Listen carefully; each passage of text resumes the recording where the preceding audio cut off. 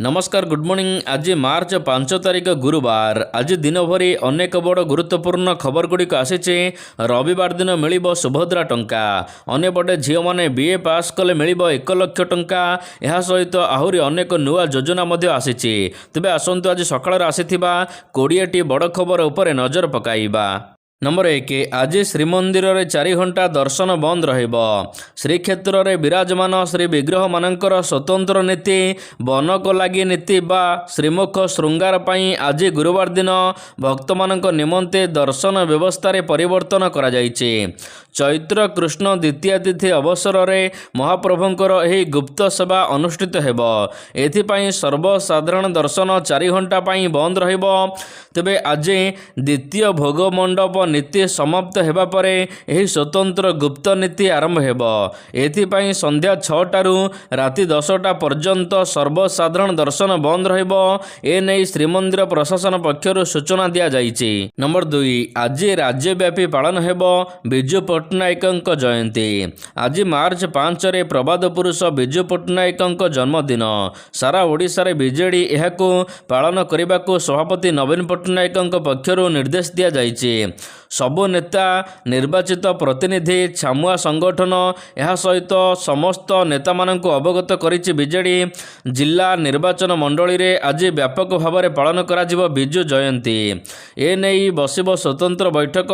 ए आज शीर्षक रही समृद्ध ओडिशा गठन बिजू बाबूंको अवदान। तेबे आज बिजू बाबूंकर 110तम जन्मदिन पालन करा जाउछि। मन कहूछि किछि नुआ करिबा पई हेले पाखरे संबळ नाही।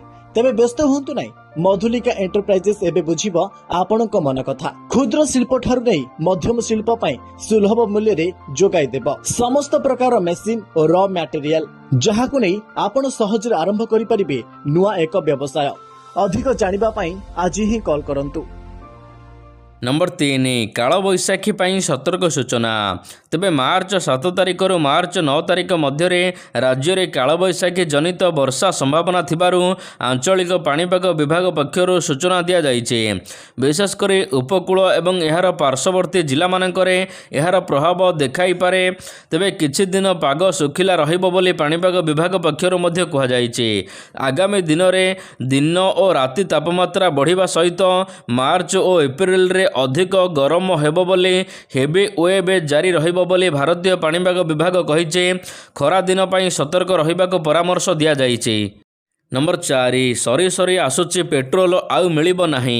अमेरिका एवं ईरान मध्य युद्धर प्रभाव एबे अशोधित तैल दर उपरे पड़िबाकु लागिलाणी। जहा फल निकटरे एहार मूल्य प्राय 12% वृद्धि पाइছে। विश्वर अन्यतम गुरुत्वपूर्ण तैल जोगाण मार्ग भाव में जनाशुना हर्मुज ट्रस्ट को बंद करने को ईरान घोषणा करने पर सारा विश्व में तैल संकट एवं घनाइबारे लागिछि। तेबे सूचना अनुसार भारत पाखरे वर्तमान अति कम 25 दिन चाहिदा पूरण करने निमंते तैल रही। जदि आगकू युद्ध जारी रही तेल न आसे भारत में मध्य तेल दर बढ़िबो बोली सूचना मिलिछि। नंबर 5 भक्तों सहित कथा हेले दिलीप। पीसी सभापति सहित कथा हेले दिलीप राय होली शुभेच्छा सहित समर्थन मागिचंती दिलीप। बुधवार दिन सकाळु फोन जोगे कथा होइचंती दिलीप राय। राज्यसभा निर्वाचन रेस रे थिबारु से पीसी सभापति सहित कथा हेबा सहित राज्यसभा निर्वाचन पई लोड़ीचंती सहयोग।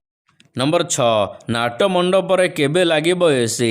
दुई थर बातिल हेला टेंडर एबे पुणी तृतीय थर टेंडर डका जाइछे। समय गड़ी चलीछि मात्र श्रीमंदिर नाट मंडप रे लागी पारुनी एसी। जहा फल रे एबे ठारु गरम रे कलबल हेलेनी भक्त।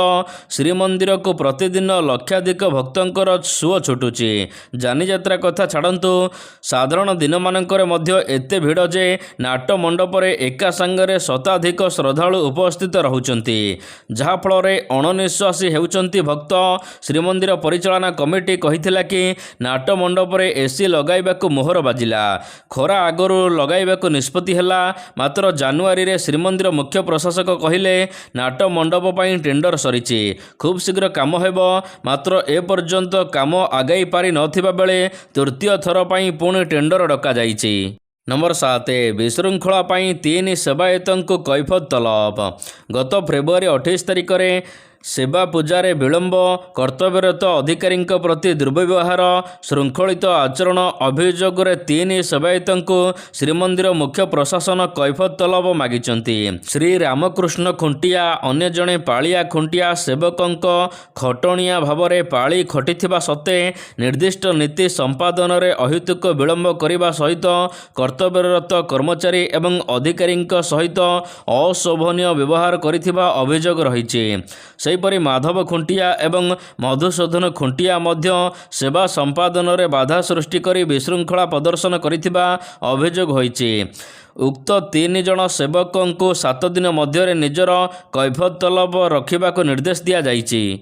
Number 8 Bhubaneswar capital region ring road ପ୍ରକଳ୍ପ ପାଇଁ NHAIର ଚୁକ୍ତିନାମା ପ୍ରଦାନ। NHAI ଓଡ଼ିଶାରେ 6 lane greenfield capital region ring road Bhubaneswar bypass ପ୍ରକଳ୍ପ ନିମନ୍ତେ LOA ଜାରି କରିଛି। ଏହି ପ୍ରକଳ୍ପରେ 3ଟି ପ୍ୟାକେଜରେ ରାମେଶ୍ୱରରୁ ଟାଙ୍ଗୀ ପର୍ଯ୍ୟନ୍ତ 111 କିଲୋମିଟର ଲମ୍ବା ରିଙ୍ଗ ରୋଡ଼ ନିର୍ମାଣ ହେବ। ପ୍ରକଳ୍ପ ଆରମ୍ଭ ତାରିଖ 30 ମାସ ମଧ୍ୟରେ ସମାପ୍ତ ହେବାର ଆଶା କରାଯାଉଛି। ଓଡ଼ିଶାର ରାମେଶ୍ୱରରୁ ବିଲିପଡ଼ା ପର୍ଯ୍ୟନ୍ତ 40 କିଲୋମିଟର ଲମ୍ବା 6 ଲେନ୍ ସେକ୍ସନ ନିର୍ମାଣ ପାଇଁ ମେସର୍ସ ପଟେଲ ଇନଫ୍ରାଷ୍ଟ୍ରକ୍ଚର ଲିମିଟେଡ୍କୁ ପ୍ରଦାନ କରାଯାଇଛି ନିର୍ମାଣ ଦାୟିତ୍ୱ। ଏହି ପ୍ରକଳ୍ପର ଉଭୟ ପାର୍ଶ୍ୱରେ 12.4 କିଲୋମିଟର ଲମ୍ବା ସର୍ଭିସ ରୋଡ଼, 2ଟି ଇଣ୍ଟରଗେଞ୍ଜ, ଏହା ସହିତ 10ଟି ଛୋଟ ସେତୁ, 142ଟି କଲଭର୍ଟ। ରାଜଧାନୀ କ୍ଷେତ୍ର ରିଙ୍ଗ ରୋଡ଼ ବା ଭୁବନେଶ୍ୱର ବାଇପାସ୍ ନିମନ୍ତେ ଭୁବନେଶ୍ୱର, କଟକ, ଖୋର୍ଦ୍ଧା ସହରରେ ଭିଡ଼ ହ୍ରାସ କରିବ, ଆଞ୍ଚଳିକ ଯୋଗାଯୋଗକରଣ ଏବଂ ଗତିଶୀଳକୁ ଉଲ୍ଲେଖନୀୟ ଭାବରେ ବୃଦ୍ଧି କରିବ ଏହି ପ୍ରକଳ୍ପ। ନମ୍ବର 9 ଜମି ପାଇଁ 28 ବର୍ଷର ସଂଘର୍ଷ। ସମ୍ବଲପୁର GM ଉଚ୍ଚ ମାଧ୍ୟମିକ ବିଦ୍ୟାଳୟକୁ ମିଳିବ ସ୍ଥାୟୀ ଜମି। GMU ବିଶ୍ୱବିଦ୍ୟାଳୟ ପଛପଟେ ଥିବା 4.2 ଏକର ଜମିକୁ ଚିହ୍ନଟ କରାଯାଇଛି। ଏହି ଚିହ୍ନଟ ଜମି GM ଉଚ୍ଚ ମାଧ୍ୟମିକ ବିଦ୍ୟାଳୟକୁ ହସ୍ତାନ୍ତର କରାଯିବ। ଏନେଇ ସରକାରୀ ସ୍ତରରେ ସମସ୍ତ ପ୍ରସ୍ତୁତି ସରିଛି। ଏନେଇ ଜିଲ୍ଲାପାଳ ଉଚ୍ଚଶିକ୍ଷା ବିଭାଗକୁ ଚିଠି ଲେଖିଛନ୍ତି। ବର୍ତ୍ତମାନ GM ଉଚ୍ଚ ମାଧ୍ୟମିକ ବିଦ୍ୟାଳୟର ଛାତ୍ରଛାତ୍ରୀମାନଙ୍କ ପାଠପଢ଼ା GMU ବିଶ୍ୱବିଦ୍ୟାଳୟ କ୍ୟାମ୍ପସର ଶ୍ରେଣୀଗୃହରେ ଚାଲିଛି, ଯାହାକୁ ନେଇ ବହୁ ସମସ୍ୟା ଦେଖାଦେଉଛି। ତେବେ GM ଉଚ୍ଚ ମାଧ୍ୟମିକ ବିଦ୍ୟାଳୟକୁ ଜମି ହସ୍ତାନ୍ତର ପରେ ପ୍ରଶାସନିକ କାର୍ଯ୍ୟାଳୟ, ଏହା ସହିତ ଶ୍ରେଣୀଗୃହ, ଲାଇବ୍ରେରୀ, ପରୀକ୍ଷାଗାର, ପାର୍କିଂ ସୁବିଧା ସହିତ କୋଠା ନିର୍ମାଣ କରିବାକୁ ନିଷ୍ପତ୍ତି ହୋଇଛି। ନମ୍ବର 10 ବଦଳିବ ବିହାର ରାଜନୀତି ସମୀକରଣ। ବିହାର ରାଜନୀତିକୁ ନେଇ ବଡ଼ ଖବର ସାମ୍ନାକୁ ଆସିଛି। ମୁଖ୍ୟମନ୍ତ୍ରୀ ଥିବା ନୀତିଶ କୁମାର ଆଜି ରାଜ୍ୟସଭା ପ୍ରାର୍ଥୀ ଭାବରେ ନାମାଙ୍କନ ଭରିବେ। ସୂତ୍ର ସୂଚନା ମୁତାବକ ଏହି ନିଷ୍ପତ୍ତି ନିଆଯାଇସାରିଛି, ହେଲେ ଏପର୍ଯ୍ୟନ୍ତ JDU ତରଫରୁ କୌଣସି ଘୋଷଣା କରାଯାଇ ନାହିଁ। ଯଦି ନୀତିଶ କୁମାର ରାଜ୍ୟସଭା ଯାଉଛନ୍ତି ତ ପୁଣି ବିହାର ରାଜନୀତିରେ ବଡ଼ ଅଦଳ ବଦଳ ଦେଖିବାକୁ ମିଳିପାରେ। ଏହାକୁ ନେଇ ବିହାରଠାରୁ ଦିଲ୍ଲୀ ପର୍ଯ୍ୟନ୍ତ ଜୋରଦାର ରାଜନୈତିକ ଚର୍ଚ୍ଚା ଚାଲିଛି। ବିଶ୍ଳେଷକମାନେ ଭିନ୍ନ ଭିନ୍ନ ମତ ଦେଉଛନ୍ତି। ଏବେ କେବଳ JDU ଘୋଷଣା ଅପେକ୍ଷା ରହିଲା। ନୀତିଶ କୁମାର ରାଜ୍ୟସଭା ଯାଆନ୍ତି, ତେବେ ପୁଣି କିଏ ବିହାରର ମୁଖ୍ୟମନ୍ତ୍ରୀ ଦାୟିତ୍ୱ ନେବ, ଏହା ଉପରେ ସମସ୍ତଙ୍କର ନଜର ରହିଛି।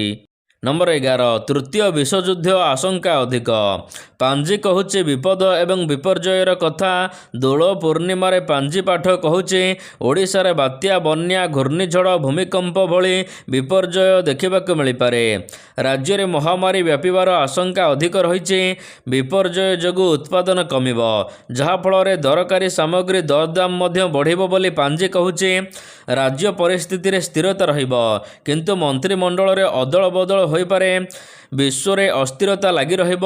ଦେଶ ଦେଶ ମଧ୍ୟରେ ଯୁଦ୍ଧର ଆଶଙ୍କା ଅଧିକ ରହିଛି। ଓଡ଼ିଆ ନବବର୍ଷ ତଥା ମହାବିଷୁବ ପଣା ସଂକ୍ରାନ୍ତିରୁ ପ୍ରଚଳିତ ହେବାକୁ ଥିବା ନୂତନ ପାଞ୍ଜିରେ ଏଭଳି ଭବିଷ୍ୟବାଣୀ କରାଯାଇଛି। ତେବେ ଦୋଳବେଦୀରେ ପାଞ୍ଜିକାରକମାନେ ଠାକୁରଙ୍କ ଆଗରେ ଏହିସବୁ ତଥ୍ୟ ରଖିଛନ୍ତି। କେବଳ ସେତିକି ନୁହେଁ, 2026 ଏପ୍ରିଲ 14ରୁ 2027 ଏପ୍ରିଲ 13 ମଧ୍ୟରେ 2ଟି ସୂର୍ଯ୍ୟପରାଗ, ଗୋଟିଏ ଚନ୍ଦ୍ରଗ୍ରହଣ ସଂଘଟିତ ହେବ। ଏହା ସହିତ ଭାରତ ତଥା ଓଡ଼ିଶାର କୌଣସି ସ୍ଥାନରେ ଦୃଶ୍ୟମାନ ହେବ ନାହିଁ। ନମ୍ବର 12 ଶ୍ରୀଲଙ୍କାରେ ବୁଡ଼ିଲା ଇରାନୀ ଜାହାଜ। ଆମେରିକାର ଜୋରଦାର ସମରିନ୍ ଆକ୍ରମଣରେ ବୁଡ଼ିଲା ଇରାନ ଜାହାଜ। ଏହି ଆକ୍ରମଣରେ ବର୍ତ୍ତମାନ ପର୍ଯ୍ୟନ୍ତ 80 ଜଣଙ୍କର ମୃତ୍ୟୁ ହୋଇଥିବା ଜଣାପଡ଼ିଛି। ଏହା ସହିତ ଅନେକ ନିଖୋଜ ଅଛନ୍ତି। ଏ ସମ୍ପର୍କରେ ଆମେରିକାର ପ୍ରତିରକ୍ଷା ସଚିବ ପିଟ୍ ହେଗ୍ସେଥ୍ କହିଛନ୍ତି, ଏହି ଆକ୍ରମଣ ଦ୍ୱିତୀୟ ବିଶ୍ୱଯୁଦ୍ଧ ପରେ ଶତ୍ରୁ ଉପରେ ପ୍ରଥମ ଆକ୍ରମଣ ବୋଲି ସେ କହିଛନ୍ତି। ଏହି ଜାହାଜ ଭାରତରୁ ଇରାନ ଫେରୁଥିଲା, ଯାହା ଉପରେ ଶ୍ରୀଲଙ୍କା ନିକଟସ୍ଥ ଅନ୍ତର୍ଜାତୀୟ ଜଳସୀମାରେ ଆକ୍ରମଣ କରାଯାଇଥିଲା। ଜାହାଜରୁ ଏକ ଜରୁରୀକାଳୀନ ସଂକେତ ପଠାଯାଇଥିଲା, ଯାହାପରେ ଶ୍ରୀଲଙ୍କା ନୌସେନାରୁ ତୁରନ୍ତ ଉଦ୍ଧାର କାର୍ଯ୍ୟ ଆରମ୍ଭ କରାଯାଇଥିଲେ। ଅନେକ ଲୋକ ଏଥିରେ ମୃତ୍ୟୁବରଣ କରିଛନ୍ତି। ନମ୍ବର 13 ରବିବାର ଦିନ ମିଳିବ ସୁଭଦ୍ରା ଯୋଜନାର ଟଙ୍କା। ସୁଭଦ୍ରା ଯୋଜନା ମୋହନ ସରକାରଙ୍କର ଏକ ବଡ଼ ଯୋଜନା, ଯାହା ମହିଳାମାନଙ୍କୁ ଆର୍ଥିକ ସହାୟତା ପ୍ରଦାନ କରୁଛି।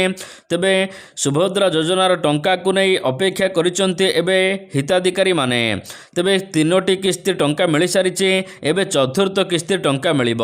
3ଟି କିସ୍ତିରେ 1 କୋଟିରୁ ଅଧିକ ହିତାଧିକାରୀମାନେ 15,000 ଟଙ୍କା ଲେଖା ପାଇଛନ୍ତି। ଚତୁର୍ଥ କିସ୍ତି ଟଙ୍କା କେବେ ମିଳିବ, ଏ ନେଇ ସରକାରଙ୍କ ତରଫରୁ ଅପଡେଟ୍ ଦିଆଯାଇଛି। ମାର୍ଚ୍ଚ 8 ତାରିଖ ମହିଳା ଦିବସ ରବିବାର ଦିନ। ଏହି ଦିନ ସୁଭଦ୍ରା ଯୋଜନାର ଚତୁର୍ଥ କିସ୍ତିର ଟଙ୍କା ମିଳିବ। ଯେଉଁ ହିତାଧିକାରୀମାନେ 21 ବର୍ଷରେ ପାଦ ଥାପିଛନ୍ତି ସେମାନେ ମଧ୍ୟ ଟଙ୍କା ପାଇବେ। ନମ୍ବର 14 ଝିଅମାନଙ୍କୁ ମିଳିବ 1 ଲକ୍ଷ ଟଙ୍କା ବିଏ ପାସ୍ କରିଥିଲେ। ମୁଖ୍ୟମନ୍ତ୍ରୀ ମୋହନ ଚରଣ ମାଝୀ କନ୍ୟା ସୁମଙ୍ଗଳ ଯୋଜନା ଆରମ୍ଭ କରିଛନ୍ତି। 2026-27 ଆର୍ଥିକ ବର୍ଷ ବଜେଟରେ ଏହି ଯୋଜନା ଘୋଷଣା କରାଯାଇଛି। ଆର୍ଥିକ ଦୁର୍ବଳ ତଥା ଗରିବ ଝିଅମାନେ ବିଏ ତଥା ସ୍ନାତକ ପାସ୍ କଲେ ଏହି ଯୋଜନାର ଲାଭ ପାଇପାରିବେ। ଗରିବ ଝିଅମାନଙ୍କ ନାଁରେ 20,000 ଟଙ୍କାର ସଞ୍ଚୟ ଉପକରଣ ସୃଷ୍ଟି କରାଯିବ। ସ୍ନାତକ ସମାପ୍ତ ପରେ ସେମାନେ 1 ଲକ୍ଷ ଟଙ୍କା ପାଇବେ। ନମ୍ବର 15 ସୁଦୃଢ଼ ହେବ ରାଜ୍ୟର ସ୍ୱାସ୍ଥ୍ୟସେବା। ରାଜ୍ୟରେ ଖୋଲିବ 5 ନୂଆ ମେଡ଼ିକାଲ କଲେଜ। ରାଜ୍ୟରେ ଆଉ 5ଟି ନୂଆ ମେଡ଼ିକାଲ କଲେଜ ପ୍ରତିଷ୍ଠା କରାଯିବ। ଏ ନେଇ ଗୁରୁତ୍ୱପୂର୍ଣ୍ଣ ଘୋଷଣା କରିଛନ୍ତି ମୁଖ୍ୟମନ୍ତ୍ରୀ। ରାଜ୍ୟର 3ଟି ଜିଲ୍ଲା ଗଜପତି, ମାଲକାନଗିରି ଓ ରାୟଗଡ଼ାରେ ନୂତନ ଆୟୁର୍ବେଦିକ ମେଡ଼ିକାଲ କଲେଜ ପ୍ରତିଷ୍ଠା କରାଯିବ। ସେହିଭଳି ନୟାଗଡ଼ ଏବଂ ନୂଆପଡ଼ା ଜିଲ୍ଲାରେ 2ଟି ନୂଆ ହୋମିଓପାଥିକ ମେଡ଼ିକାଲ କଲେଜ ସ୍ଥାପନ କରିବାକୁ ନିଷ୍ପତ୍ତି ହୋଇଛି। ଏହି 5ଟି ନୂଆ ମେଡ଼ିକାଲ କଲେଜର ଭିତ୍ତିଭୂମି ଓ ପ୍ରତିଷ୍ଠା ପାଇଁ ପ୍ରାୟ 140 କୋଟି ଟଙ୍କାର ବଜେଟ୍ ରଖାଯାଇଛି। ନମ୍ବର 15 ମଧ୍ୟପ୍ରାଚ୍ୟରେ ବିବାଦ। ଓମାନ ସାଗରରେ ଭାରତ ଯୁଦ୍ଧ ଜାହାଜ ମୁତୟନ କଲା। ମଧ୍ୟପ୍ରାଚ୍ୟରେ ଆମେରିକା, ଇସ୍ରାଏଲ ଏବଂ ଇରାନ ମଧ୍ୟରେ ଚାଲିଥିବା ଉତ୍ତେଜନା ଏବେ ସ୍ପଷ୍ଟ ଭାବରେ ବାୟୁ ଏବଂ ସମୁଦ୍ର ପରିବହନକୁ ପ୍ରଭାବିତ କରୁଛି। ଅନ୍ୟପଟେ ଅନ୍ତର୍ଜାତୀୟ ବିମାନ ଉଡ଼ାଣ ମଧ୍ୟ ବାତିଲ ହୋଇଛି, ସ୍ଥଗିତ ହୋଇଛି, ଯାହାଫଳରେ ବହୁ ସଂଖ୍ୟକ ଭାରତୀୟ ଯାତ୍ରୀ ଫସି ରହିଛନ୍ତି। ଭାରତ ସରକାର ନିଜର ନାଗରିକଙ୍କ ସୁରକ୍ଷା ବା ପ୍ରତ୍ୟାବର୍ତ୍ତନ ପାଇଁ ସୁନିଶ୍ଚିତ କରିବାକୁ ସ୍ୱତନ୍ତ୍ର ଉଡ଼ାଣ ପରିଚାଳନା ଆରମ୍ଭ କରିଛନ୍ତି। ଅନ୍ୟପଟେ ଭାରତୀୟ ନୌସେନାର ଗାଇଡେଡ୍ ମିସାଇଲ ବିଧ୍ୱଂସୀ INS ସୁରତକୁ ବର୍ତ୍ତମାନ ଓମାନ ସାଗର ନିକଟରେ ମୁତୟନ କରାଯାଇଛି। ଆଲର୍ଟରେ ଏବେ ଅଛନ୍ତି ଭାରତୀୟ ସମସ୍ତ ସେନା। ଯଦି କୌଣସି ପଦକ୍ଷେପ ନେବାକୁ ପଡ଼େ ନିଆଯାଇପାରେ। ନମ୍ବର 16 ପ୍ରଥମ ଦଳ ଭାବରେ ବିଶ୍ୱକପ୍ ଫାଇନାଲରେ ନ୍ୟୁଜିଲ୍ୟାଣ୍ଡ। ପ୍ରଥମ ଦଳ ଭାବରେ T20 ବିଶ୍ୱକପ୍ 2026 ଫାଇନାଲରେ ପ୍ରବେଶ କରିସାରିଛି ନ୍ୟୁଜିଲ୍ୟାଣ୍ଡ। ଦକ୍ଷିଣ ଆଫ୍ରିକାକୁ ବଡ଼ ବ୍ୟବଧାନରେ ହରାଇ ଫାଇନାଲକୁ ଉଠିଛି ୱକି ଦଳ। ଗତକାଲି ଖେଳାଯାଇଥିବା ପ୍ରଥମ ସେମିଫାଇନାଲ ମ୍ୟାଚରେ ଦକ୍ଷିଣ ଆଫ୍ରିକାକୁ 8 ୱିକେଟରେ ହରାଇଛି ନ୍ୟୁଜିଲ୍ୟାଣ୍ଡ। ଦକ୍ଷିଣ ଆଫ୍ରିକା ପ୍ରଥମେ ବ୍ୟାଟିଂ କରି 20 ଓଭରରେ ମାତ୍ର 170 ରନ୍ କରିଥିଲା। ତେବେ ଏହି ଛୋଟ ଟାର୍ଗେଟକୁ ନ୍ୟୁଜିଲ୍ୟାଣ୍ଡ ମାତ୍ର 12.5 ଓଭରରେ ଗୋଟିଏ ୱିକେଟ ହରାଇ 173 ରନ୍ର ବିଶାଳ ବିଜୟ ହାସଲ କରିଛି। ନମ୍ବର 17 ବଦଳିବ ସେମିଫାଇନାଲର ସମୟ। T20 ବିଶ୍ୱକପର ଦ୍ୱିତୀୟ ସେମିଫାଇନାଲ ଆଜି ମୁମ୍ବାଇର ୱାଙ୍ଗଖେଡ଼େ ଷ୍ଟାଡିୟମରେ ଖେଳାଯିବ। ସେମିରେ ଭାରତ ଏବଂ ଇଂଲଣ୍ଡ ମୁହାଁମୁହିଁ ହେବେ। କ୍ରମାଗତ ତୃତୀୟ ଥର ପାଇଁ ଏହି ଦୁଇ ଦଳ T20 ବିଶ୍ୱକପ ସେମିଫାଇନାଲରେ ପରସ୍ପରକୁ ଭେଟିବାକୁ ଯାଉଛନ୍ତି। ମ୍ୟାଚ୍ ଅଧିକ ରୋମାଞ୍ଚକର ହେବ। ତେବେ ଏହା ଉପରେ ବର୍ଷାର ବଡ଼ ଆଶଙ୍କା ରହିଛି। ଆଜି ସେମିଫାଇନାଲରେ ବର୍ଷା ଯଦି ହୁଏ ତେବେ ରିଜର୍ଭ ଡେ ଭାବରେ ମାର୍ଚ୍ଚ 6 ତାରିଖକୁ ମଧ୍ୟ ରଖାଯାଇଛି। ଅନ୍ୟପଟେ ମ୍ୟାଚ୍ର ସମୟସୀମା ପରିବର୍ତ୍ତନ କରାଯାଇଛି। ଆଜି ସନ୍ଧ୍ୟା 5:30ରେ ମ୍ୟାଚ୍ ଆରମ୍ଭ ହୋଇପାରେ। ନମ୍ବର 19 IPLକୁ ନେଇ ବଡ଼ ସୂଚନା। କିଛି ଦିନ ପରେ IPL ଆରମ୍ଭ ହେବ। ତେବେ ଏହା ଆଗରୁ ଆଇପିଏଲ୍କୁ ନେଇ ଚର୍ଚ୍ଚା ଆରମ୍ଭ ହୋଇଛି। ଇଣ୍ଡିଆନ୍ ପ୍ରିମିୟର ଲିଗ୍ର 19ତମ ସିଜିନ୍ ଆରମ୍ଭ ହେବା ସହିତ ଫ୍ୟାନ୍ସମାନେ ଅପେକ୍ଷା କରିଛନ୍ତି। ଅନ୍ୟପଟେ ମାର୍ଚ୍ଚ ଶେଷ ସପ୍ତାହରୁ ଆରମ୍ଭ ହେବାକୁ ଯାଉଛି ମ୍ୟାଚ୍। ଦେଶର କିଛି ରାଜ୍ୟରେ ନିର୍ବାଚନ ମଧ୍ୟ ଏହି ଟାଇମ୍ରେ ହେବାକୁ ଯାଉଛି। ତେଣୁ ଆଶା କରାଯାଉଛି ଆଇପିଏଲ୍ ଗଭର୍ଣ୍ଣିଂ କାଉନସିଲ୍ 2ଟି ପର୍ଯ୍ୟାୟରେ କାର୍ଯ୍ୟସୂଚୀ ଘୋଷଣା କରିବେ। ସୁରକ୍ଷା ବ୍ୟବସ୍ଥା ସୁନିଶ୍ଚିତ କରିବାକୁ ନିର୍ବାଚନ ତାରିଖ ଘୋଷଣା ହେବା ପରେ ଦ୍ୱିତୀୟ କାର୍ଯ୍ୟସୂଚୀ ଘୋଷଣା କରାଯିବ। ନମ୍ବର 20 ପାକିସ୍ତାନ ଟିମ୍ରୁ ବିଦା ହେଲେ ବାବର ଆଜମ। 2026 ଟି20 ବିଶ୍ୱକପରେ ଖରାପ ପ୍ରଦର୍ଶନ କରିଥିବା ବାବର ଆଜମଙ୍କୁ ପାକିସ୍ତାନ ଦଳରୁ ବିଦା କରାଯାଇଛି। ତେବେ ନୂଆ ଟୁର୍ଣ୍ଣାମେଣ୍ଟ ପାଇଁ ଘୋଷଣା କରିଛି ପିସିବି। ବୁଧବାର ଦିନ ଘୋଷଣା କରିଛି ବାଂଲାଦେଶ ସହିତ ଏକ ଦିବସୀୟ ସିରିଜ୍ ପାଇଁ 15 ଜଣିଆ ଦଳ ଘୋଷଣା କରାଯାଇଛି। ଶାହିନ ଆଫ୍ରିଦିଙ୍କୁ ଅଧିନାୟକ ନିଯୁକ୍ତି କରାଯାଇଛି। ବାବର ଆଜମଙ୍କୁ ବିଦା କରାଯାଇଛି। ତେବେ ମାର୍ଚ୍ଚ 11ରୁ ମାର୍ଚ୍ଚ 15 ମଧ୍ୟରେ ଖେଳାଯିବ 3ଟି ମ୍ୟାଚ୍। ତେବେ 3ଟି ମ୍ୟାଚ୍ ଢାକାରେ ଖେଳାଯିବ। ବାଂଲାଦେଶ ସହିତ ଖେଳିବ ପାକିସ୍ତାନ।